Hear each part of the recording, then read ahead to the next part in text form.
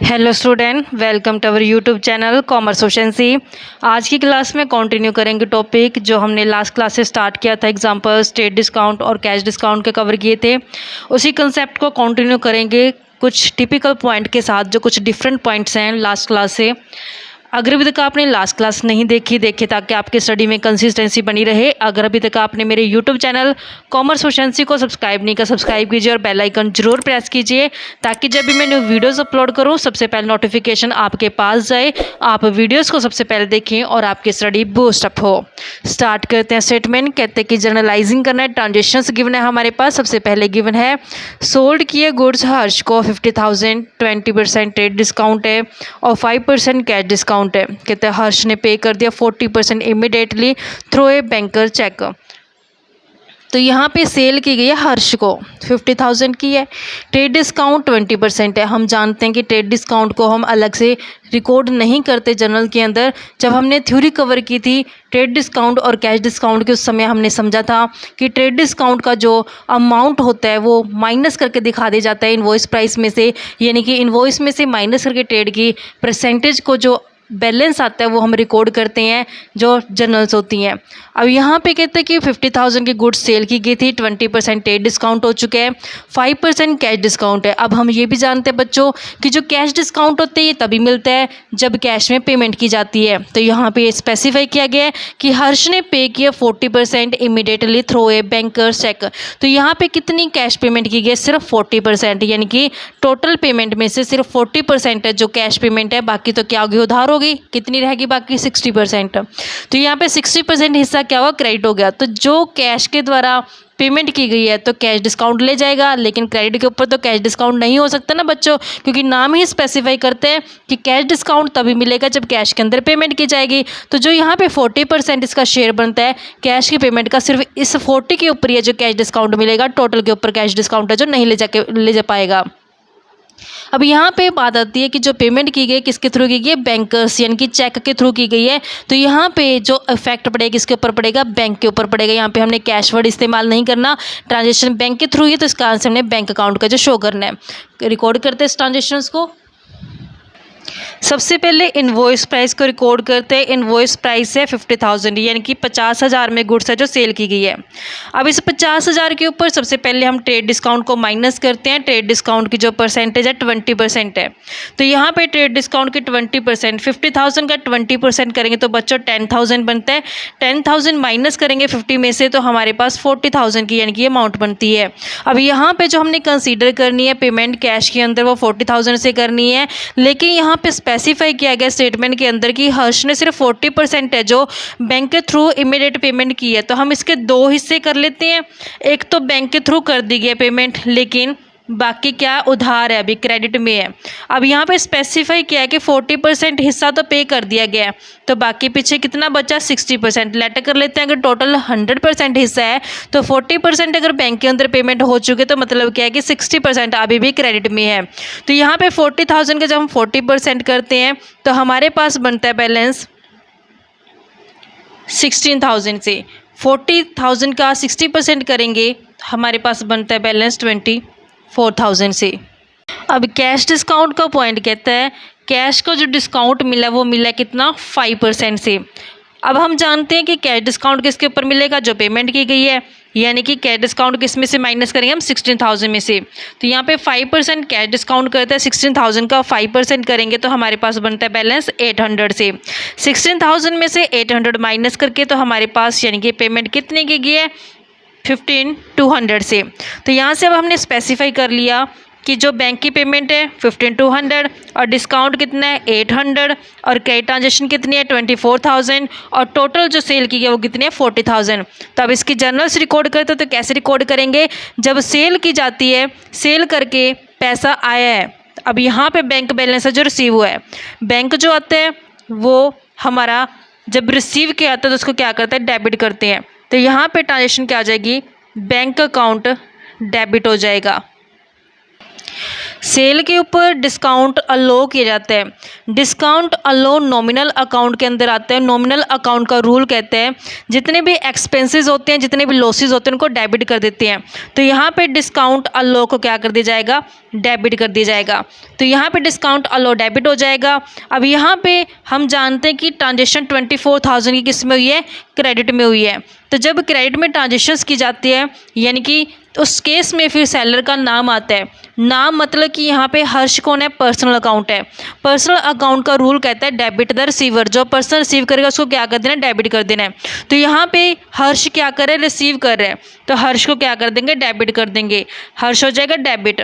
2 में जो सेल्स होती है बच्चों, ये नॉमिनल अकाउंट के अंदर आती है। नॉमिनल अकाउंट का रूल कहता है कि जितनी भी इनकम्स होती हैं, जितने भी गेंस होते हैं, उनको क्रेडिट कर देने हैं। तो इस कारण से सेल्स को हम क्या कर देंगे, यहाँ पे क्रेडिट कर देंगे टू सेल्स अकाउंट के नाम से।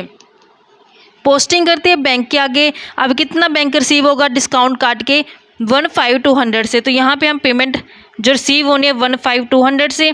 डिस्काउंट कितना अलो किया गया है, 800 का डिस्काउंट अलो किया गया है। तो डिस्काउंट अलो के आगे 800 लिख देना है। क्रेडिट यानी हर्ष का मतलब क्या है कि यहाँ पे क्रेडिट जो ट्रांजेक्शन की गई उसकी अमाउंट आएगी। क्रेडिट ट्रांजेक्शन कितनी की गई, 24,000 से, तो यहाँ पे 24,000 की पोस्टिंग हो जाएगी। अब टोटल सेल कितनी की गई है, अब टोटल सेल जो दिखाई जाएगी 40,000 से दिखाई जाएगी आफ्टर ट्रेड डिस्काउंट। तो यहाँ पे सेल्स के आगे कितना अमाउंट आ जाएगा, 40,000 से।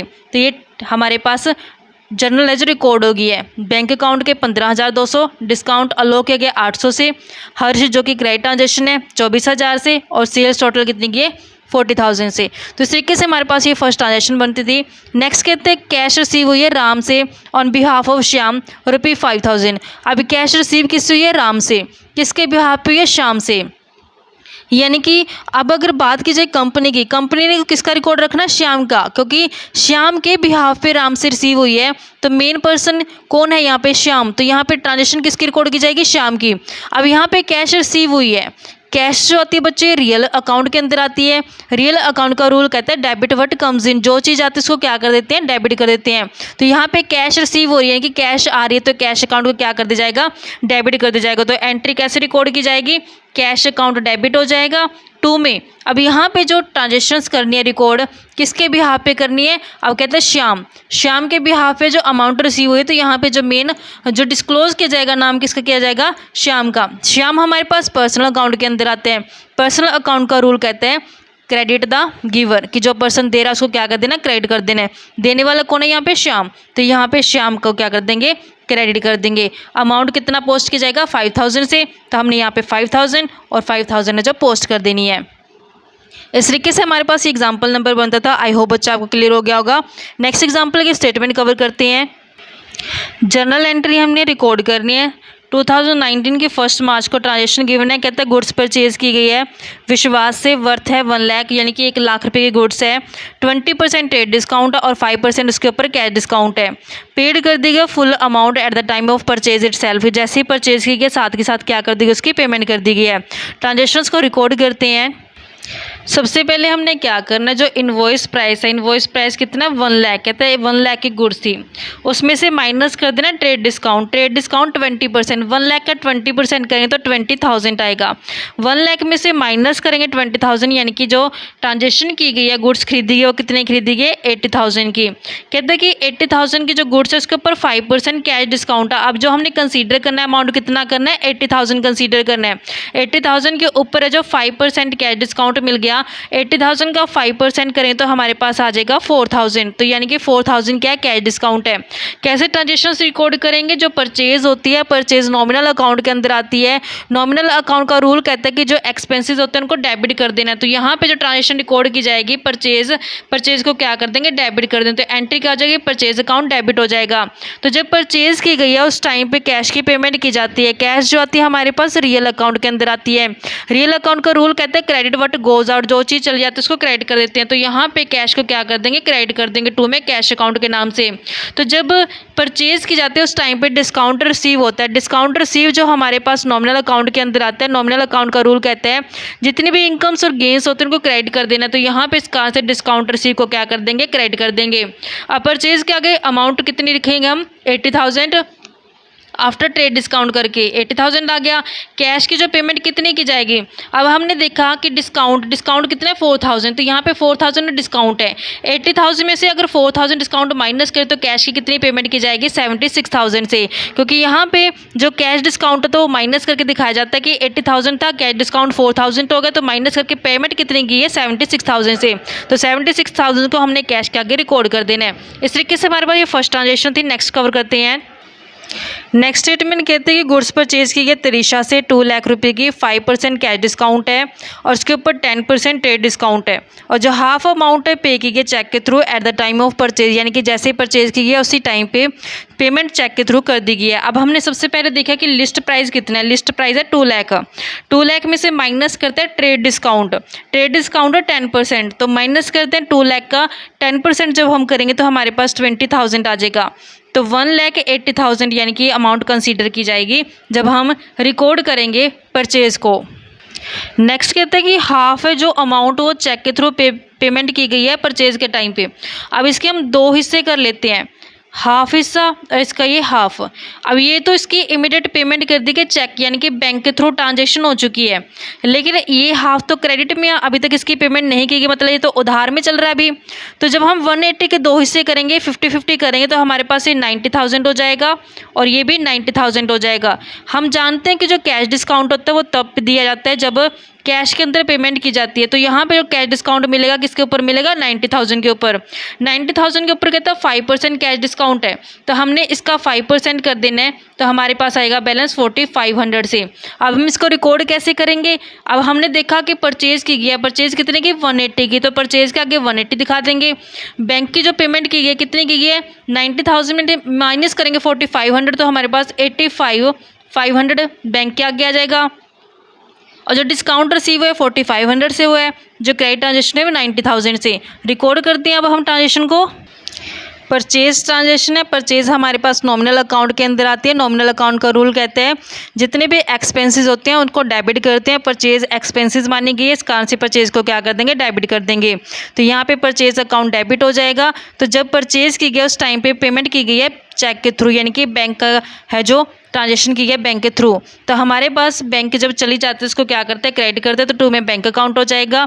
अब जब परचेज के टाइम पे डिस्काउंट में तो उसको बोलते हैं डिस्काउंट रिसीव होना, तो जो डिस्काउंट रिसीव होते हैं नॉमिनल अकाउंट के अंदर आते हैं। नॉमिनल अकाउंट का रूल कहता है कि जितने भी इनकम्स होते हैं गेंस होते हैं उनको क्रेडिट कर देना है, तो यहाँ पे हमने 2 में डिस्काउंट रिसीव को क्या कर देना है क्रेडिट कर देना है डिस्काउंट रिसीव के नाम से।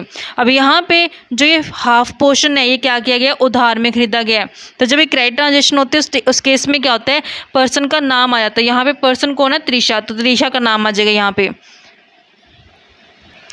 त्रिशा जो आती है पर्सन है तो पर्सनल अकाउंट के अंदर आती है। पर्सनल अकाउंट का रूल कहता है क्रेडिट द गिवर, जो पर्सन देते हैं उसको क्या करते हैं क्रेडिट करते हैं, तो यहाँ पे त्रिशा देने वाली तो इस कारण से क्या करते हैं क्रेडिट कर देते हैं।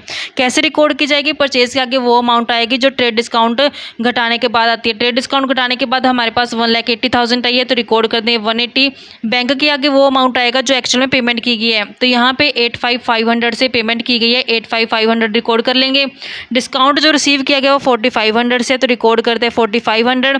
त्रिशा जो क्रेडिट ट्रांजेक्शन है वो यहाँ पे रिकॉर्ड की जाएगी, क्रेडिट ट्रांजेक्शन है 90,000 से, तो यहाँ पे हमने 90,000 का रिकॉर्ड कर लेना है।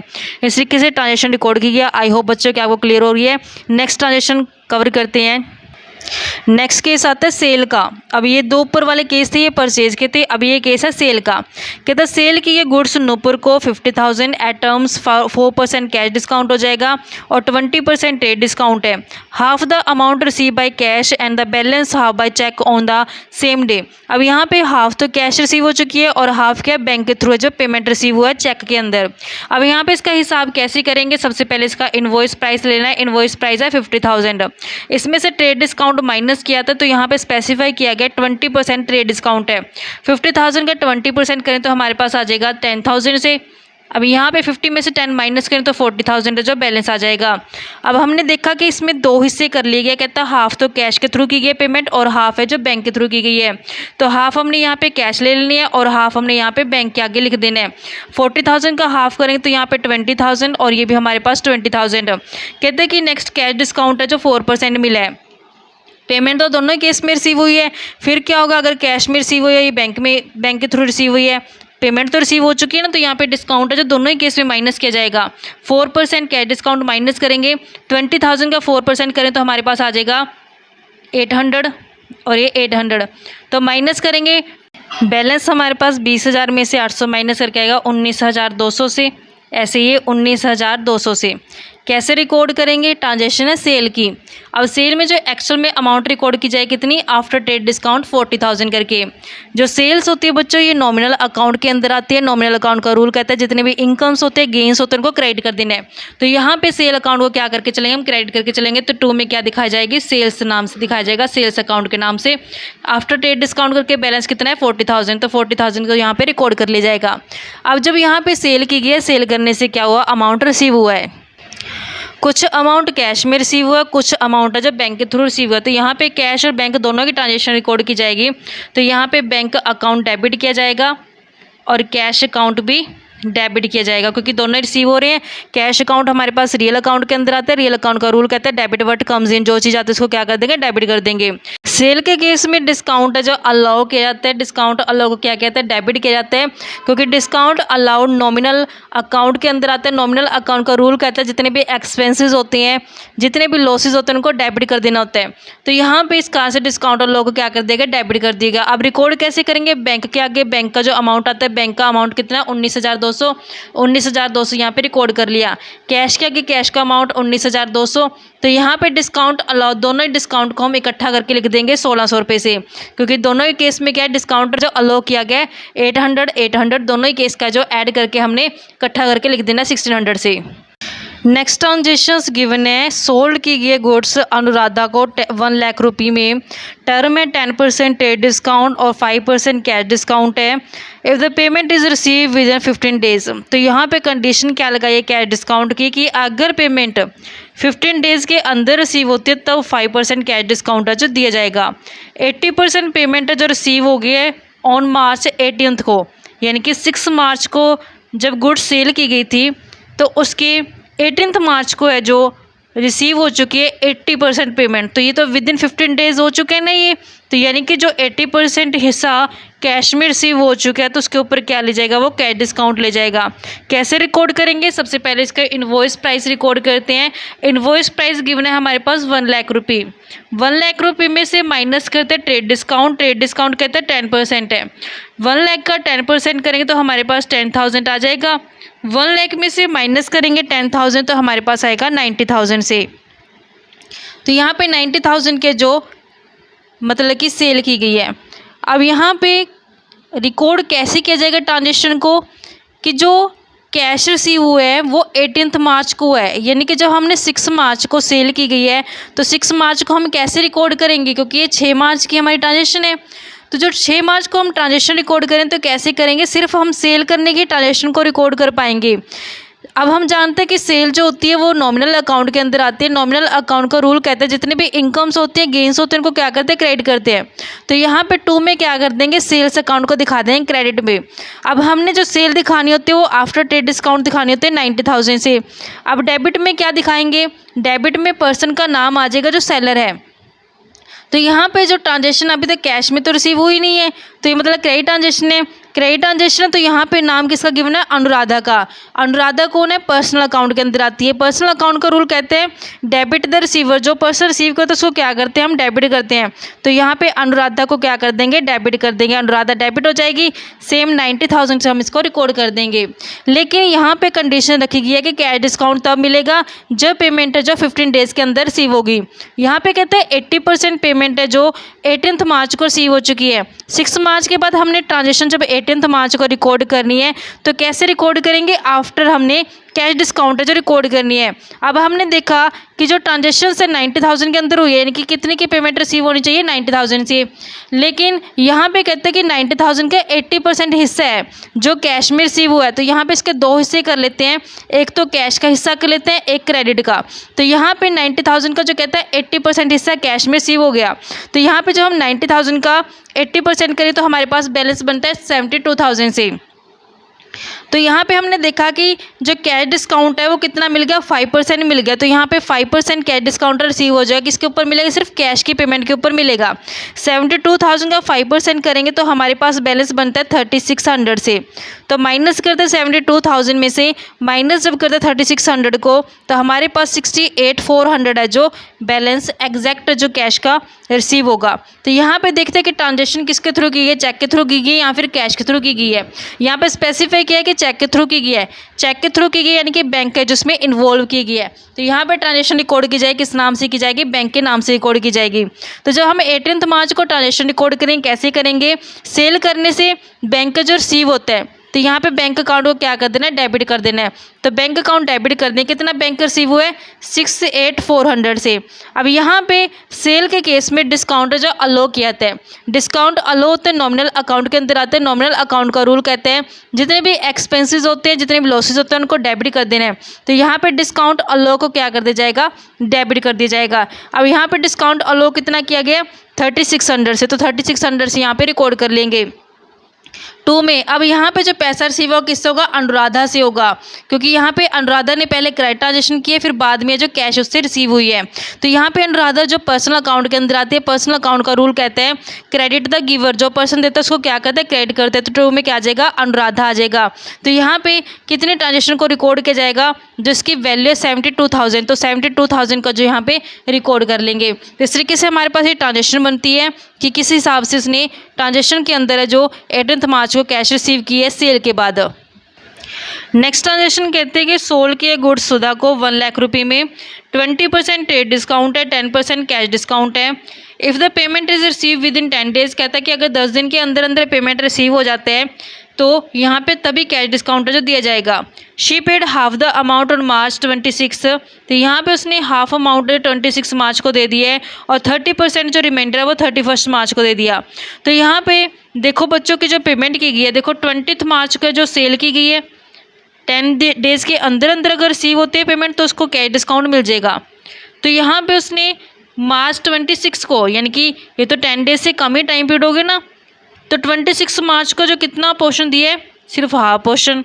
फिर बाकी जो उसने हाफ पोर्शन है वो 31 मार्च का जो 30% मतलब पे कर दिया। यानी कहना क्या जाता है, इसको समझते हैं सिंपल सी लैंग्वेज में कि जो इनवॉइस प्राइस है वो है 1 लाख रुपये। 1 लाख की गुड सेल की गई थी। सबसे पहले ट्रेड डिस्काउंट माइनस करते हैं। ट्रेड डिस्काउंट 1 लाख का 20% करेंगे तो हमारे पास बनेगा 20,000 से। तो ये ट्रेड डिस्काउंट को माइनस करते हैं, 1 लाख में से माइनस करेंगे 20,000 तो हमारे पास 80,000 की यानी कि सेल की गई है। अब कहते हैं कि जो सेल की गई है ना, इसके ऊपर कैश डिस्काउंट तब मिलेगा अगर 10 डेज़ के अंदर अंदर जब पेमेंट रिसीव होती है। तो कहते हैं इसके 2 हिस्से कर दिए। कहते हैं कि जो शी पेड हाफ, कहते हैं जो उसका हाफ प्रोपोर्शन है ना, हाफ प्रोपोर्शन कब दे दिया गया, 26 मार्च को, यानी कि 26 मार्च को जब पेमेंट कर दिया गया तो बाकी पीछे हाफ बच गया। अब 80,000 का हाफ करेंगे तो हमारे पास बनते हैं 40,000 रुपये। अब इसके ऊपर वो कैश डिस्काउंट ले जाएगा कि विद इन 10 डेज है जो इसकी पेमेंट कर दी। कहते जो बाकी पोर्शन है जो ये हाफ वाला उसके बारे में बोला है, कहते कि 30% ऑफ द रिमाइंडर, रिमाइंडर कितना, ये हाफ, कितना बचता है ये 40,000। कहता इसका भी आगे 30%, टोटल नहीं दिया सिर्फ 30%। कहता 30% हिस्सा पेमेंट कर दिया गया कब, 31 मार्च को, यानी कि इसकी पेमेंट कब की गई है, 31 मार्च को कर दी गई है। 40,000 का 30% करते हैं तो यहाँ पे 12,000 पेमेंट कर दी गई है। 30% हिस्सा तो बाकी पीछे कितना बच गया, 70% हिस्सा। 40,000 का 70% करें तो हमारे पास बनता है 28,000 से। अल्टरनेटिव ट्रांजेक्शन को रिकॉर्ड करने की, कैसे रिकॉर्ड करेंगे, 20 मार्च को तो सिर्फ सेल की ट्रांजेक्शन रिकॉर्ड की जाएगी, पेमेंट तो बाद में रिसीव हुई है। जब हम 20 मार्च को इसकी ट्रांजेक्शन रिकॉर्ड करें तो कैसे करेंगे, 20 मार्च को जब ट्रांजेक्शन रिकॉर्ड की जाएगी सिंपल सेल की जाएगी। तो यहाँ पे जो सेल की गई पहले तो क्रेडिट में की गई, बाद में क्या उसकी पेमेंट रिसीव हुई है।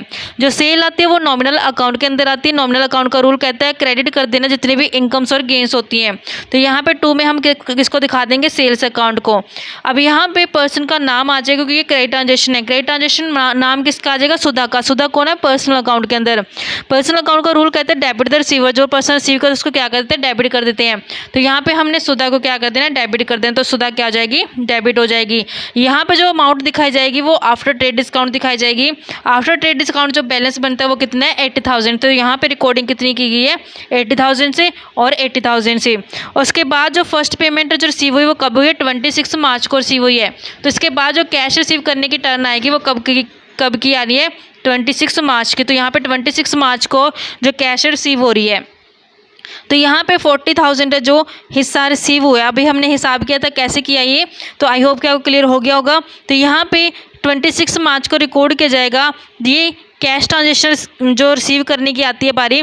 तो जब ये कैश रिसीव हो रही है सेल के कारण, तो यहाँ पे कैश है जो आ रही है, कैश जो होती है रियल अकाउंट के अंदर आती है। रियल अकाउंट का रूल कहता है डेबिट व्हाट कम्स इन, जो चीज़ आती है उसको डेबिट कर देते हैं। तो यहाँ पे कैश अकाउंट को क्या कर दिया जाएगा, डेबिट कर दिया जाएगा।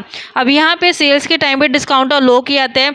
डिस्काउंट और लो को हमने डेबिट कर देना, क्योंकि डिस्काउंट और लो नॉमिनल अकाउंट के अंदर आता है। नॉमिनल अकाउंट का रूल कहते हैं जितने भी एक्सपेंसेस होते हैं, लॉसेज होते हैं, उनको डेबिट कर देना है। अब यहाँ पे जो पैसा रिसीव होना है किससे होना है, सुधा से होना है। तो 2 में हमने किसको दिखा देना है, सुधा को। यहाँ पे सुधा को हमने ओपन किया था अकाउंट, यहाँ पे इसका अकाउंट क्लोज कर देंगे। सुधा जो आती है पर्सनल अकाउंट के अंदर आती है। पर्सनल अकाउंट का रूल कहते हैं क्रेडिट द गिवर, जो पर्सन देता है उसको क्या कर देना है, क्रेडिट कर देना है। अब हमने देखा कि सुधा अकाउंट के आगे कितना बैलेंस पोस्ट किया जाएगा, 40,000 से, यानी कि सुधा से कितने रुपये लेने हैं, 40,000। लेकिन यहाँ पे क्वेश्चन के अंदर स्पेसिफाई किया गया है कि अगर विद इन 10 डेज है जो पेमेंट रिसीव हो जाती है तो 10% जो कैश डिस्काउंट मिल जाएगा। तो यहाँ पे विद इन 10 डेज है जो कैश रिसीव हो रही है, तो यहाँ पे इसका को कैश डिस्काउंट मिल जाएगा। 40,000 का 10% करेंगे तो 4,000 उसको कैश डिस्काउंट है जो मिल गया। 40 में से 4,000 तो उसको डिस्काउंट मिल गया, तो कितना अब एग्जैक्ट में जो पैसा 36,000 है जो रिसीव होगा कंपनी को सेल से। इस तरीके से हमने ये कैश ट्रांजेक्शन रिकॉर्ड की है। नेक्स्ट टर्न आते 31 मार्च को रिसीव होने की, यानी कि इस पेमेंट की बारी आती है। अब हम जानते हैं कि 31 मार्च ये तो 10 डेज से ऊपर हो गया ना टाइम, तो इस केस में फिर कैश डिस्काउंट है जो नहीं रिसीव हो पाएगा। जब यहाँ पे जो ट्रांजेक्शन रिकॉर्ड की जाएगी सिर्फ कितने से की जाएगी, 12,000 से की जाएगी बिना कैश डिस्काउंट के, क्योंकि सिर्फ अगर 10 डेज़ के अंदर रिसीव होता है पेमेंट तो उसको कैश डिस्काउंट मिल जाता है। लेकिन यहाँ पे 31 मार्च है, 10 डेज से ऊपर हो चुका टाइम पे डिस्काउंट, इसको कैश डिस्काउंट नहीं मिलेगा। ट्रांजेक्शन कैसे रिकॉर्ड करेंगे, यहाँ पे सिर्फ कैश रिसीव हो रहा है तो कैश अकाउंट डेबिट हो जाएगा।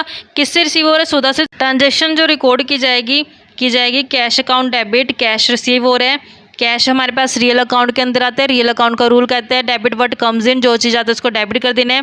कैश रिसीव हो रही है, कैश को डेबिट कर दिया।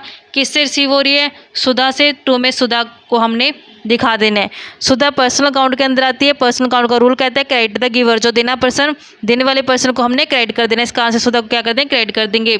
यहाँ पे इस केस में इसको कैश डिस्काउंट नहीं रिसीव हो पाएगा क्योंकि किसी ने 10 डेज के बाद पेमेंट किया। तो यहाँ पे सिंपल जो अमाउंट है 12,000 है जो पोस्ट कर दिया जाएगा। इस तरीके से बच्चे हमारे पास संबंध था। नेक्स्ट क्लास में हम कैश और बैंक से रिलेटेड ट्रांजेक्शन वाले टॉपिक को कवर करेंगे। ऐसी रेगुलर क्लासेस के लिए आप मेरे यूट्यूब चैनल कॉमर्स एफिशिएंसी को सब्सक्राइब, लाइक और शेयर करें। बेल आइकन जरूर प्रेस करें ताकि जब भी मैंने वीडियोस अपलोड करूँ सबसे पहले नोटिफिकेशन आपके पास जाए। आप वीडियोस को सबसे पहले देखकर आपकी स्टडी बूस्ट अप हो।